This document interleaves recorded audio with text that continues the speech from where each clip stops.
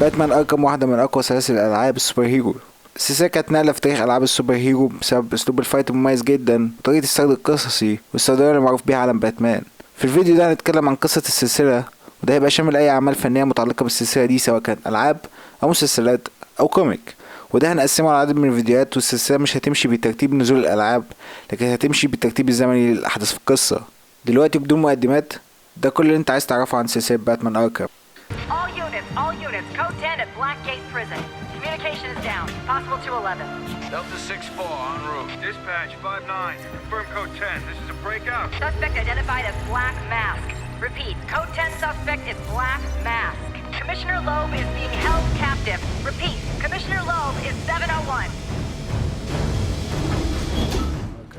القصة بتبدأ زي معظم قصص باتمان. الملياردير توماس وين ومارثا وين كانوا بيتفرجوا على فيلم مع ابنهم بروس، وبيضطروا يسيبوا الفيلم في نصه بسبب خوف بروس من الفيلم. وهم خارجين في احد الشوارع الجانبية بيقابلهم حرامي وبيحاول يسرقهم تحت تهديد السلاح. توماس حاول يدافع عن عيلته، ده كلف توماس حياته وحياة مارثا. وبعدين بيروح الحرامي لبروس ويقول له ده اللي بيحصل لك لما تحاول تعمل فيها بطل. بعدها بسنين بيلاقي بروس بيتدرب على الفنون القتالية في قلعة سرية في كوريا تحت تدريب مدرب اسمه مستر كاريجي. بروس تعلم الفنون التخفي والتغلب على خصومه عن طريق التخويف، وبعد كده قدر يثبت نفسه بهزيمة أفضل تلميذة عند مستر كاريجي وهي شيفا. بعدها بسنة بنلاقي بروس رجع لجوثام وبدأ يستخدم ثروته وشركات عيلته عشان يبدأ يصنع أسلحته ويحارب الجريمة في جوثام. بعد ظهور باتمان بسنة، هنا بتبدأ أحداث لعبة باتمان أوريجن. الأحداث بتبدأ إن باتمان كان بيسمع من أجهزة الاتصال للشرطة إن في مجرم اسمه بلاك ماسك خطف كوميشنر لوب وأخده على سجن بلاك جيت. بروس بياخد البات وينج وبيروح على السجن عشان يلاقي هناك بلاك ماسك معاه واحد من مساعديه وهو كيلر كروك. باتمان بيطاردهم وبيلاقي ان بلاك ماسك اخد الكوميشنر لوب لغرفة الاعدام واعدمه بالغاز. بس ثانية واحدة، هو ليه بلاك ماسك عمل كده؟ ده بياخدنا لاحداث الكوميك اللي باسم باتمان اركم اوريجنز، اللي بتحكي ان باتمان كان بيلاحق واحد اسمه رومان سيونس. والاحداث هنا بتبدا قبل احداث اللعبه. رومان سيونس هو واحد من المسؤولين عن الجريمه المنظمه في جوثام، وكان بيحاول يسيطر على اسم شرطه جوثام لتسهيل عملياته. باتمان بعد عدة أسابيع بيوصل لأحد مساعديه رومان وهو ريد مهافي، وبيبدأ التحقيق معاه وبيستخدم وسائل الخوف والترهيب عشان يعرف خطة رومان للتحكم في شرطة جوثام. وبعد فترة من التحقيق، بروس والفريد بيوصلوا لثلاث شخصيات فاسدة داخل اسم شرطة جوثام، وهما كوميشنر جيليان لوب والملازم هوارد براند والمحقق أرنولد فلاس. باتمان وبعد فترة من التحقيق بيكتشف ان الشخصيات دي متورطة بصفقات فاسدة بين اسم شرطة جوثام وواحد من أعمدة الجريمة المنظمة في جوثام هو اوزوارد كابلبات AKA ذا بينجوين. ومع مساعدة من شخص مسمي نفسه ريدلر، باتمان بيعرف ان رومان سيونس وبينجوين بيتعاونوا مع بعض عشان يتلعبوا في انتخابات عمدة جوثام عشان يكسبوا كوميشنر لوب. باتمان بيعرف ان في اجتماع بين بينجوين وسيونس، اللي عرفنا بعد كده ان هو اسمه في عالم الجريمة بلاك ماسك. باتمان بيقتحم الاجتماع، لكن بينجوين وبلاك ماسك بيعرفوا يهربوا. المشهد التالي بياخدنا البلاك ماسك بيستخدم احد قوات التدخل السريع الفاسدة علشان يخطف اخت المدعي العام للمقاطعة والمرشح لانتخابات العمدة هارفي دينت ويسلمها لبينجوين علشان يقدروا يتحكموا في هارفي ويضغطوا عليه عشان يتحكموا في نتيجة الانتخابات. باتمان بيتدخل وينقذ الرهينة، ولكن ده سمح لبلاك ماسك وبينجوين انهم يهربوا. هارفي دينت بيأجل انتخاباته وبيفتح تحقيق عن فساد اسم شرطة جوثام. أحداث الكوميك بتخلص هنا وبنرجع تاني لأحداث اللعبة.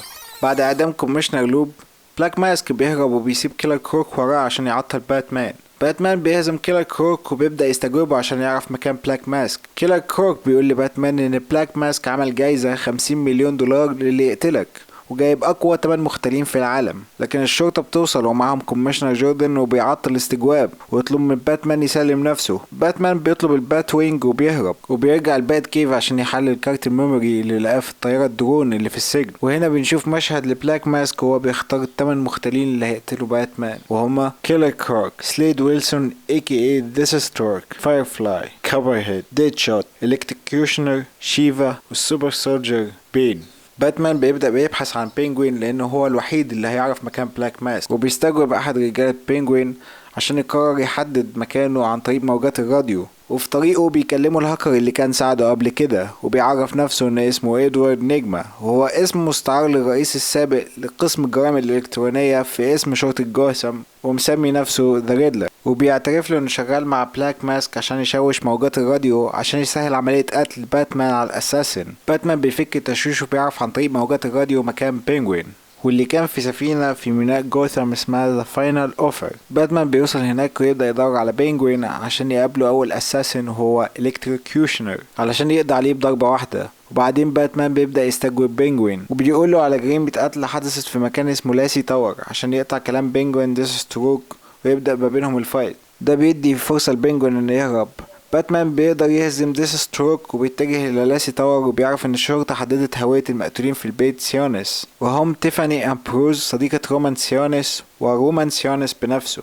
باتمان بيبدأ التحقيق وبيعرف ان الجثة مش جثة رومان سيونس وان بينجوين حضر مكان الجريمة وان تيفاني كانت خايفة من شخص بيهددها اسمه ذا جوكر.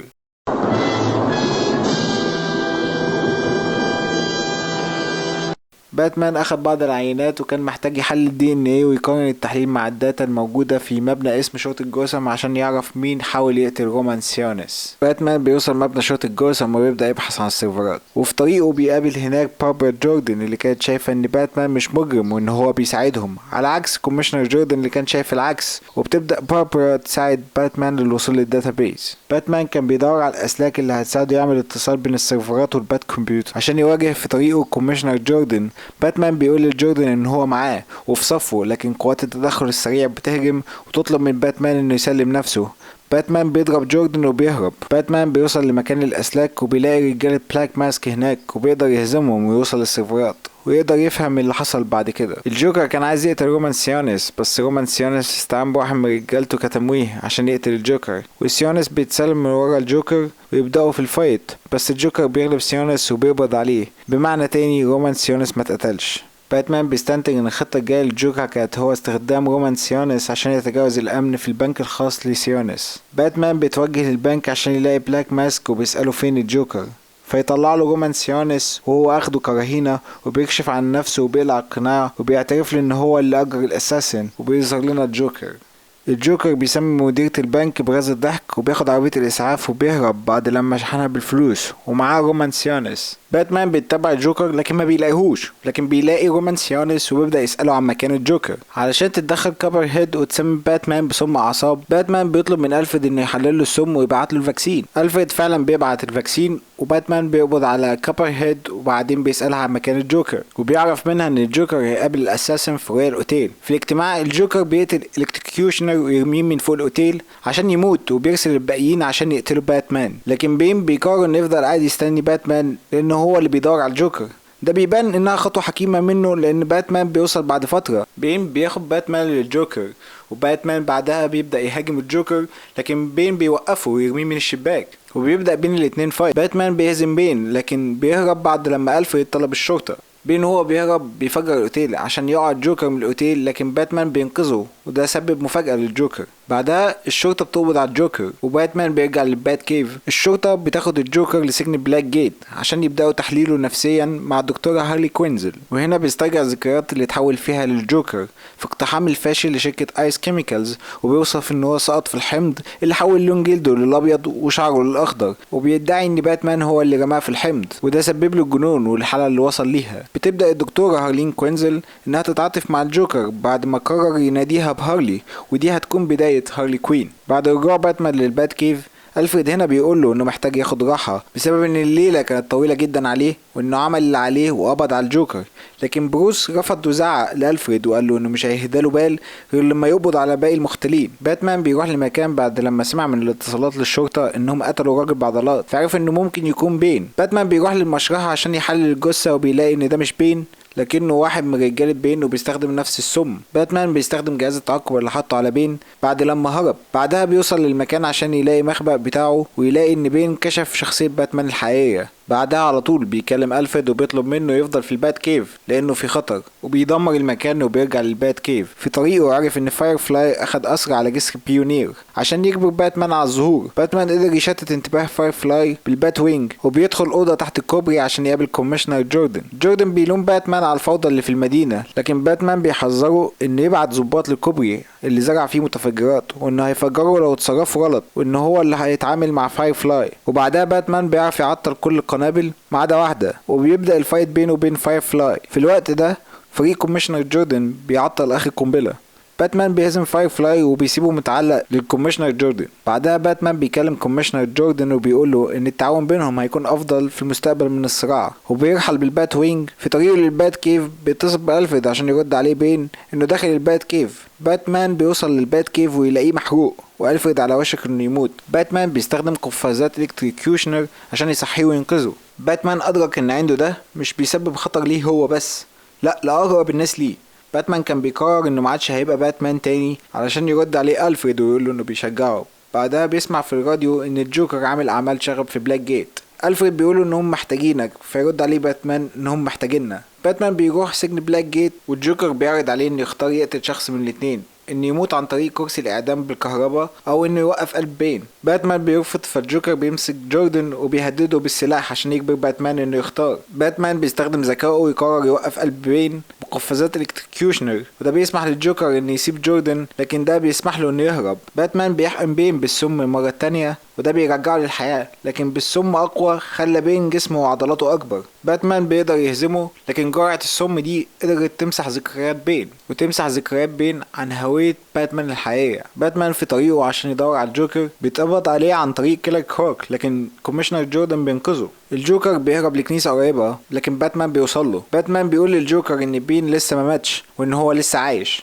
الجوكر بيطلب من باتمان ان يقتله بلا رحمة، لكن باتمان بيضربه ضربة تفقده وعيه. كوميشنر جوردن بيتدخل وبيقول له ان بنتي شايفاك بطل، بس انت مطلوب للعدالة. في الوقت اللي بيتكلم فيه في اللاسلكي باتمان بيختفي. الجوكر رجع مرة تانية للسجن، وجوردن بدأ يتقبل ان جوثام محتاجة لشخص زي باتمان. وبعض التقارير السياسية بتقترح اعادة فتح سجن اركم للامراض النفسية. في المشهد الاخير للعبة بيبان لنا العميلة اماندا وولر بتطلب من ديث ستروك الانضمام لفريق حكومي باسم السوسايد سكواد، واعتقد ده تمهيد للجزء الجديد في لعبة السوسايد سكواد اللي هنشوفه السنة الجاية.